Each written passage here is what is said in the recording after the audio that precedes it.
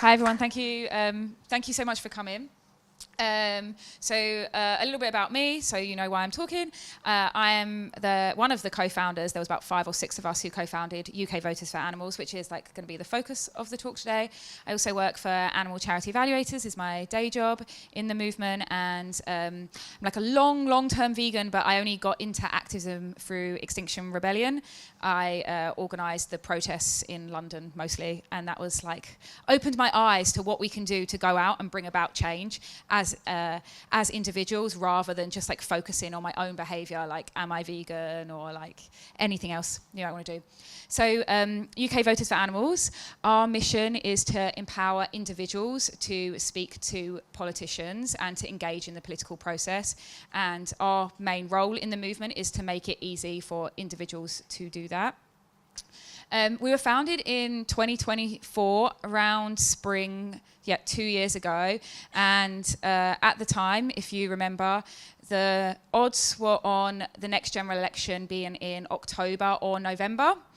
And we had this idea that we could engage as many of the candidates who hadn't yet become MPs on the issues of farmed animal welfare.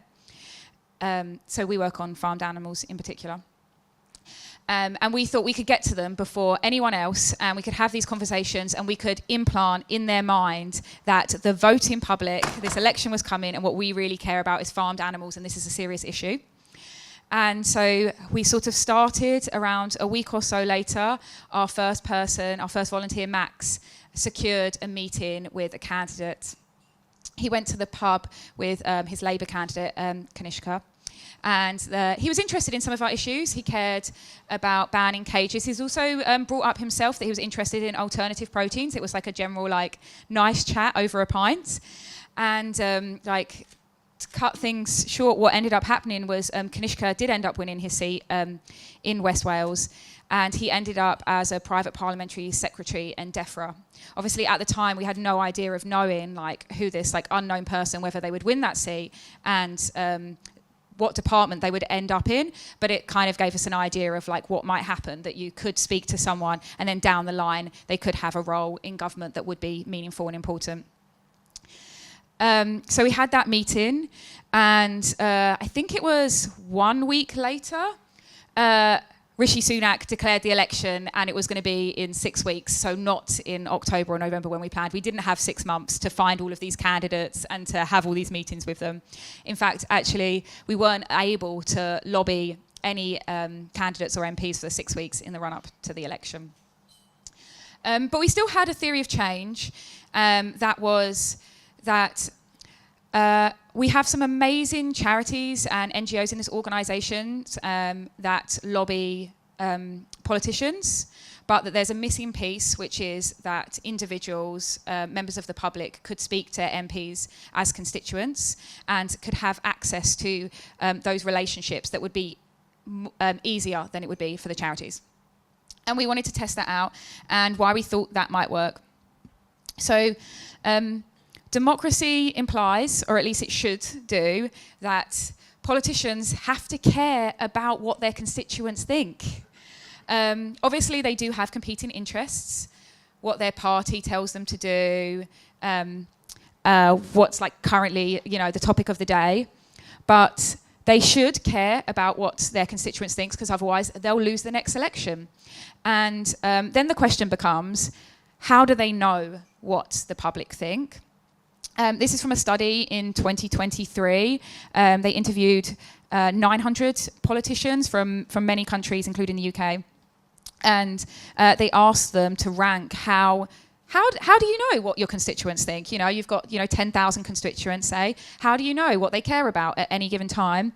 And I don't know, because it's probably a bit too small, I can say the one with the big arrow is direct contact with citizens, which makes some sense, but not that much sense. You think things like polling would make sense, but opinion polls are like down here. This is your own opinion poll. So like if you're Labour Party, it's the opinion polls Labour parties do, or other people opinion polls, so like independent ones. But right at the top is direct contact with citizens, and then just after that is traditional media. So that is your MP, you know, they walk into their local chippy and they speak to someone and they say, what do you care about at the moment? What's on your mind? And it's those kind of conversations. It's what they get in their inbox. It's who shows up to their surgery meetings. Okay. And the thing is, people do care about animals. This is from one survey that said 72% of the public want better animal protection laws. But even when you survey on specific issues, I think Bryant Research has done some surveys on like specific common practice, say mutilations that exist within farming, people like consistently say they want those things banned. So people already care, and that's not the gap. The gap is is politicians thinking that people care enough to vote on these issues. And so the gap is people thinking that they'll show up at that door, that they'll really push them for it. Because most of the time what politicians are thinking is you care about the economy, maybe you care about the NHS, maybe you care about crime, and increasingly like immigration, but not about animals. So we universally agree, but like it's just not important. And that's what we're trying to push with UK Voters for Animals. So I'm actually gonna go back to, no, I'm gonna keep going. So what it is that we're trying to do versus what the NGOs are trying to do. So and NGOs, maybe I'll actually start on their side. They bring policy expertise and research. So one thing that you might be surprised to know until you meet MPs is most of them actually don't know that much about the issue unless it's their specific brief. And even if it is their brief, if they've only just picked it up in the last 6 months, they won't know all of the relevant issues. And that's what NGOs do. They do a huge amount of research and are able to inform MPs about what actually can be achieved politically. They can also build relationships for years, and they can, and like organisations can have relationships that go on and on and on with both parties and with individuals. And they have dedicated resources, so they have money. They have people who are paid full-time, public relations people, full-time public affairs people working on this issue. But constituents also have power. MPs are elected to represent their constituents, so that means they have a duty to hear from their constituencies. I'm not saying that they'll always do it, but if you write to your MP and you say that you're a constituent and you like provide your address, they should respond to you, and that is it's their job to do it. It's their job to run surgeries, for instance, to have times. Surgeries are weekly sessions that MPs hold where they meet their constituents. And face-to-face meetings actually carry a lot of weight. If you can get face-to-face, that's ideal, or a Zoom call is more and more common these days. Like having that personal interaction and telling your personal story. That's another thing. NGOs tend to not say when they're doing their meetings, as far as I know, like, I first started caring about animals when I adopted a dog when I was 8 years old. But that's a story that you can tell. And you can tell truthfully and really speak from your experience. And those kind of like more emotive stories and that storytelling is really powerful because you can connect with them on the stories that they have. Like, when did you ever have maybe a companion animal, a pet in your life? When have you ever interacted with a farm animal, or have you visited a sanctuary, or have you been to a farm? And that brings me on to the last point, is you can be like completely personal, authentic, and hard to ignore. Like, what we're trying to help people do is not to train them to be lobbyists. We're not trying to train you to have like the policy expertise to say like what, you know, exactly is the way you should phrase this type of legislation. What we're trying to train you to do is to have like real authentic conversations where you're just telling your story in the same way you might do to like a friend or a relative, but to like someone else and someone with power. And the most important point is that we need like both of these things. We don't just need NGOs doing lobbying, and we don't just need individuals lobbying. We need both of us doing it together. And I want to come back to where we left off. There was an election. And as we anticipated, what happened was there was a big swing to Labour. We got a new Labour cabinet, and we got a new Minister for DEFRA, and we got a new Minister for Food and Farming and Rural Affairs, which is Daniel Zeichner here. And so you can imagine the thing that happens after an election is there's a big rush to try and meet the new relevant Secretary for State. It's like we want to, all the NGOs are scrambling to get the meeting as soon as possible and to be like one of the early conversations and to influence them on what the issues that they care about. And so we did that too. So Daniel Zeichner here, he's the MP for Cambridge Central. And we had, in the time since we started just a few months earlier, we had started building up a volunteer base up and down the country. And one place we had a really strong base was Cambridge Central, thanks to some university groups, like shout out to plant-based universities and others, because they did a lot of the mobilisation there. And we got a group together, I think it was around less than a dozen people, to write to Daniel Zeichner, to write emails. They also wrote handwritten letters. And Hannah, who lives in Cambridge, she was the first person to get a meeting with Daniel. She got a meeting before any of the NGOs, before Compassionate World Farming or RSPCA or any of those organisations. She got it, and she got it as a constituent, not as an NGO or an organisation. She was able to speak to Daniel on various issues, including she spoke to him about banning on cages, which is banning cages for hens and crates for pigs, which is an issue she cared about passionately and one that we've been supporting. And she was also able to ask Daniel about what were the blockers for them actually bringing forward this legislation.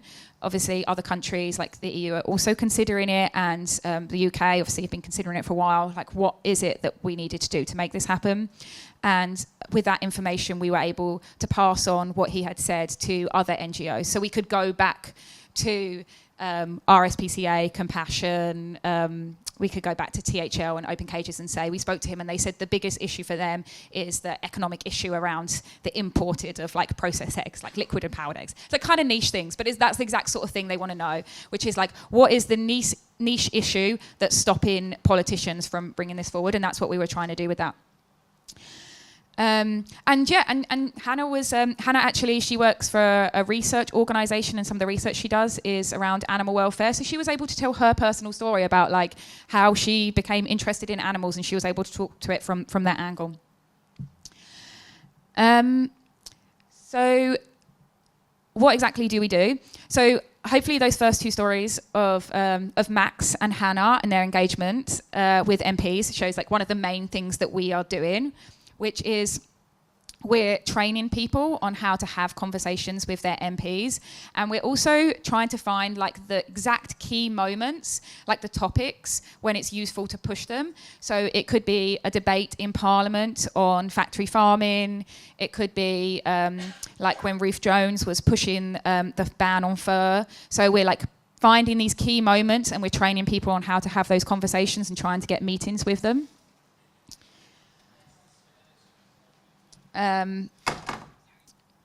We're also sharing knowledge with other organisations. So like what we were saying, that Daniel Zeichner said the reason that they hadn't brought through cage-free legislation yet was because they were concerned about the price of processed eggs, you know, stuff like that. Also, so one thing that we find is now we've had quite a lot of meetings with MPs. There's sometimes you know if someone's on a committee, because that's like written online, like if they're on a parliamentary committee, but you don't know who just happens to be friends with and sit in the lunch hall with the DEFRA minister. And so some of the feedback we got from people was like, so Emma Reynolds, who's now the DEFRA minister, someone would be like, oh, I'm really good friends with Emma. I'll just text her right now. And those like specific relationships like are things that you don't know until you actually like go into those conversations and you start having more and more. And then also those are MPs that you might not think are like a priority MP to go after. They might not have like a useful brief or be in a farming area. Maybe we care about a farming area or something like that. But they have a relationship that they've built because they've been in the Labour Party or in the Tories for like that period of time. And you don't know where those are going to exist. And like just the volume becomes like important in that case. We also work on government consultations. So lots of amazing organisations do work on government consultations, but the thing is they have like more narrow briefs. So for instance, there was the recent consultation on banning cages for layer hens, and so the various organisations who have that as their mission did push that. But for us, we've got a little bit of capacity to just look at every single consultation that comes out that's related to farmed animals and to teach people how to respond as members of the public. Whenever a consultation comes up, you can fill it in as a member of the public, an NGO, an industry person, a business person. And so, like, for instance, one of the consultations that happened last year that I think we were mostly the only organisation pushing on was about introducing insect feed for farmed animals. So the main reason that people farm insects, or like the main profitable reason, is to feed it to other farmed animals. So this is both creating another form of factory farming for insects and also supporting the existing factory farming industry by feeding it to various animals. And so we got many people to respond to that consultation. I think something like 90% of the people who responded were members of the public who said, no, I don't want this. I don't want to introduce this like new industry. So we look at every single consultation that comes out for farmed animals and provide guidance on how to complete those. And the big thing that we do or have started doing is lobby days. I'm actually just going to come straight to this now, I think. So we did the first ever mass lobby day for farmed animals. We did it in October of last year. Just for like timing context, we knew that animal welfare strategy was likely to come out at the end of the year. So this was going to be the last big push that both NGOs and individuals could have before that strategy came out, and to have like a last bit of influence before they, signed it and sent it out into the world. So this was in October of last year. We tried to get as many people as possible to come down to Westminster to have meetings in Parliament with their MPs. And this was James, and this was the first meeting of the day. It was around 10 a.m. It went very well. And this was Liz. Liz organises VARC, and this was the last meeting of the day. Here was another meeting we had. And another, and another. Oh no, actually, this was Irene Campbell. She came to our event and she spoke about the issue. She was an MP, she's particularly passionate about it, and she came and spoke to us about how to have good conversations with politicians. Here was another meeting, and another, and some more, and I'm running out of photos, and this is some very happy volunteers at the end of the day. Overwhelmingly, we heard that people hadn't met with their MPs before. Most people that came had never had a conversation with any politician, let alone with their MP. And most people had never been into the House of Parliament before. So that was also, I think, a cool and inspiring opportunity for people. So we managed to get volunteers from all over the country to come to Westminster, so it was quite a big ask. In order to do that, we also hired out a hall so that we could have events throughout the day. We had amazing support from various organisations, so Open Cages, now Anima, Animal Quality, the Humane League UK, Animal Rising, all came and supported the event, and also gave really inspiring talks about the issue. So it was an opportunity at the event for people to learn about the issue. I realise I haven't said what it was. We did it on banning cages and crates. Sorry, I didn't say that. So we did it on banning cages for hens used in the egg-laying industry and crates. So this is a huge issue in farming. Obviously, farming is a huge issue, but this is something that was really tractable, something the government was actually considering, and affects just a huge number of animals. Other countries in Europe have also banned cages, so we knew it was something that was also possible. Those partner organisations didn't just speak, they also invited their members and supporters to come down, and that was a huge reason that we had such a success with so many people that attended. We also got as many people as we could to have meetings before the day, but there's a special process that you can do called green carding, which is you can just come to Westminster on any day, any working day, I guess. You can go into the House of Parliament and say you want to meet with your MP. You can request to what's called green card them, and you just fill in a little form. they write up to their MP's office, and if someone is available, either an MP or someone from their office, they usually will come down and meet with you in person. So I think most of the meetings we got were scheduled ahead of time, but some of them, maybe like 5 or 6, were just ones that we just called up straight to the office and they came down. It was run almost entirely by volunteers. We had one person paid for 2 days a week for 3 months, I think, so 2 or 3 months in the run-up. But we really only spent a few £1,000s. Again, thank you to the partner organisations who chipped in. But yeah, we spent about 3 months on this and a few £1,000s, and we got. So what did we get?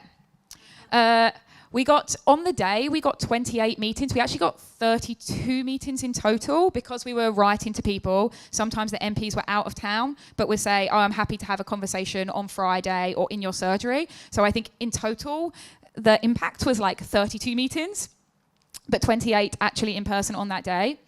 In terms of the number of people who actually wrote to MPs, over a third of all MPs received emails from someone. So, I mean, that also shows you how many showed up in the end. But we actually learned so much from doing this process about how we could get more meetings in the future. So that was like really useful. This is the first time we've done it, and it was a bit of an experimentation, and it went really well. But we know when we do it again how we can make it twice as impactful. Some of the most common commitments MPs made. So when we go in there, we're not just like having a nice chat, we're asking them to commit to things. So the most common commitment was to write to DEFRA ministers themselves and to say, I've heard from my constituents that they really care about this issue. What are you going to do about it? Is it going to be in the animal welfare strategy? Are you going to ban it? Other MPs agreed to submit parliamentary questions, so there's both written questions and oral questions. That's something that we've been doing since we started, as one of our asks is when people speak to their MPs is to submit questions. What happens when you submit a parliamentary question is the DEFRA minister has to reply to it.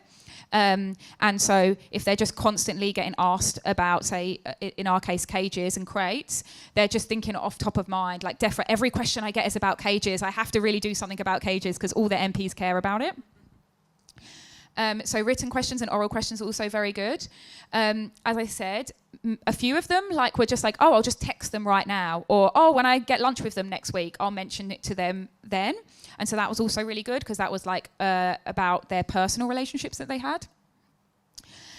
We weren't actively trying to secure any press coverage, but Abigail Penny from Animal Quality is just amazing. So she wrote to a few people and it was covered in The Grocer, which is the main industry publication. And then I kind of alluded to this, but it was a very important timing point to the lobby day, which was the animal welfare strategy was coming out. And in the animal welfare strategy, they did commit to phasing out cages for hens and to consulting on phasing out crates for pigs. And then they've already moved forward. They actually did do that consultation. Hopefully the people in this room filled it in. And if you haven't, that's okay. You'll fill in the next consultation. And so, yeah, they consulted on this in January. It was open January through March. This is something they have to legally do at the moment, or they're procedurally supposed to do before they bring in legislation. They're supposed to consult on it. But we have to sound... So even if they know they're going to do it and they have to consult on it, there's still a difference between them implementing this ban in 3 years, 5 years, and 10 years. And that means a lot to the animals in the farming system. So even if they say they're going to do something or they're going to consult on something, there's still so much to be done about bringing everything they do forward, making everything the most impactful version of the legislation that they can do. Some issues with these particular asks was they didn't have a firm deadline for the transitions, and it seems like it'll be harder to secure the changes for mother pigs who are in farrowing crates, and that's just because for hens, 80% of them aren't in cages, so it's a smaller change for the industry. But for pigs, 50% of the industry still use farrowing crates, so it's a harder change to secure. And so the most important thing is that even though we had a lot of success with the lobby day, that the consultation is happening, things are moving in the direction that we wanted. It's not like done and 100%. We need to keep pushing. And so where are we now? The animal welfare strategy is here. So I talked about the fact that we're focused on farmed animals. We're trying to rigorously focused our attention on what's the most impactful thing we can do, and we have limited capacity, we're all volunteers. How do we make this as good as we possibly can? What is tractable? That's the crux of it. It's what's sizable and what is tractable. And the animal welfare strategy had nearly 70 actions in it. It covered all types of animals, except for, someone correct me on this, I think it didn't include animals in testing because there's a separate strategy for that. People are nodding, yeah? So it included all types of animals and so much. Depending on whether you're an optimist or a pessimist, you can see 65 things in the animal welfare strategy as amazing, the government is going to do so much for animals. Or you can think, oh wow, half of this is going to get dropped because they're not going to have the time to do it. And the deadline they put for the animal welfare strategy, or what they wanted to do, was 2030. Something very interesting about that year. The Labour Party won't be necessarily in power then. The next general election will be before that. So if they have everything to be done by 2030 and they push it all to then, they might not be here to do it. In terms of the things that we were working on at the time and interested in, on the most positive side, they talked about, I've said this several times, but the phase out of cages, which will affect around 7 million birds each year. Transition away from the use of farrowing crates, 150,000 mother pigs who can't turn around or be close with their babies. Something the government has been talking about for 2 decades, I think, moving away from CO2 stunning for pigs. And if people know how horrific that is, then they'll know how important it is to do that. Humane slaughter, okay, maybe this is a bit in quotation marks, humane, but for every land animal, there's a requirement to stun them so they are unconscious before they are killed in the farming system, and that is not true for fish. And there is no reason to think that a conscious fish isn't suffering through slaughter in the same way any other animal would be. So bringing in some, so what this means is some stunning so that they're unconscious when they are killed. And maybe also other lifetime welfare asks for fish. Below the line are things that sadly we didn't see in such a positive light that we hoped to. Probably one of the most disappointing is mandatory animal welfare labelling. People who have been following this might know that the government have literally been working on this for 5 years or something, maybe more or less. And they've consulted on it. Was it last year they consulted on it? And the welfare labelling was actually surprisingly strong. So some of the things that many people in this room might be campaigning for, the Better Chicken Commitment, I think was not even the highest welfare. The highest welfare was fully organic. Everyone's running around in small groups. And so it's still farming, but it genuinely was it was quite amazing. You would, if this had come into force, if this does come into force, you'll see across the supermarkets, every single food product will be a D. Everything will be bad. Nothing will be good. And so, but unfortunately, despite the fact that they put in a huge amount of work for this, they just talked about in the strategy about working with industry on it. So they haven't actually committed to making this or implementing it in the way that we thought that they might. That's not to say we won't work on it. This is not the list we're going to work on, the list we aren't. This is how bad or good it looked in the welfare strategy.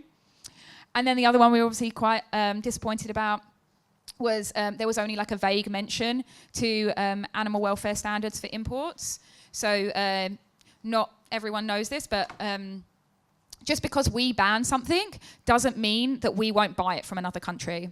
And so like fur is like a good example of this, or foie gras. We've had these products banned in the UK. You cannot farm them for years and years, but you can still buy them from other countries and import them to the UK, and that's still legal. Obviously, this is a huge loophole, because we could secure like all of these things up here and then just import the same suffering from other countries. And so we really wanted to see something on that, and it looks like they only sort of mention that they're going to take it into account and they're interested in it, but not a priority, unfortunately. So what we're doing next is we're trying to hold them to account. We have a prototype of what we have as their animal welfare tracker. So we have every single policy that they, or like every single action that they have committed to, and we're going to track it in a dashboard. This is only a prototype. I don't know if I can click this. I was going to try and do this, but I don't know if I can.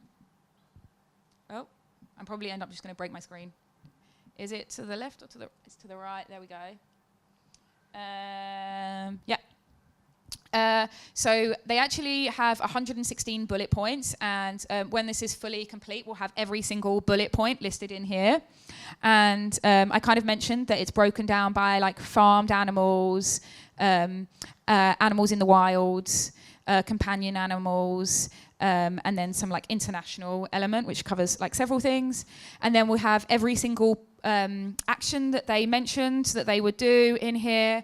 And then so it's not fully complete because this is still just a prototype version, but we'll have the full text in there and then the updated timeline. So for instance, this one here will say that they have completed the animal welfare strategy, and then when the results are published, we'll say like what the results of the consultation. So they completed the consultation, what the results of the consultation say. Okay. When will that be going live? Soon, probably like let's say in April. In April, yeah. And so like individuals can use this, but also NGOs can use this as well as like a resource. Like I've seen on the tracker that you still haven't done anything. And then there'll be like, if I go back to the first page, it's really hard to tangle. There'll be like a progress bar, like 0%, but like it'll creep up. And then, you know, as I said, there's like around 65 action items and like 116 bullet points. You can see what's getting dropped and what isn't, and how we can like prioritize our issues. Okay, now, can I get back to this presentation? Yeah, maybe I shouldn't have tried to do this. Oh, did that just work? Technology works. Yeah, so I've already talked about the first bullet point, which is like holding the government to account on the things that are in their animal welfare strategy, pushing for the most like aggressive timelines, like how soon can we have these things done? And also the most, I guess, the most ambitious version of every single thing. Some of them won't be binary. Some of them will have like degrees of impact that we can achieve. And so it'll be about like getting the best version. More lobby days. I'm excited to announce that first lobby day was just the first of many. We're probably going to do it again around the same time. We thought there was a good time, probably in like October this year, which is the end of between the end of the summer recess and before they go into conference season. So there's a small window where there's like a bit less attention on them. We're also, sorry, I'm going to cough. We're also going to support more consultations as we come out. So the one thing about the animal welfare strategy is like this is their to-do list. There's going to be a bunch more consultations. And so we're going to be there making sure that you fill in every single one. And most importantly, we're going to keep having meetings with MPs. So one thing that happened after the animal welfare strategy was published was we got people to write to their MPs after to say, thank you for publishing the animal welfare strategy. Here's what we liked. We're really proud of you of including this thing we spoke about. We'd like you to go further. And actually, some of the feedback we heard was that this was actually really useful because those MPs can then go back to DEFRA and also can go back to the other departments that have like influence, like Treasury and stuff, and say, oh, I got a lot of... They never get good feedback when their strategies get published, like never. So even just having people come come back and say, like, thank you for doing this is so rare for politicians. So it's like useful for us, for them to then say, look, I've got this pressure on me to keep this going, to do this well, because the public do care. And like how you specifically, so you all came here to get involved, I hope, can get involved. In a second, there's going to be a QR code to the newsletter. We also have the actual like written things where you can sign up. And I think the newsletter is really great if that you want to do what I'm saying is the bare minimum, which is reacting to things as they come out, the consultations, attending things that are in your local area, coming to Westminster.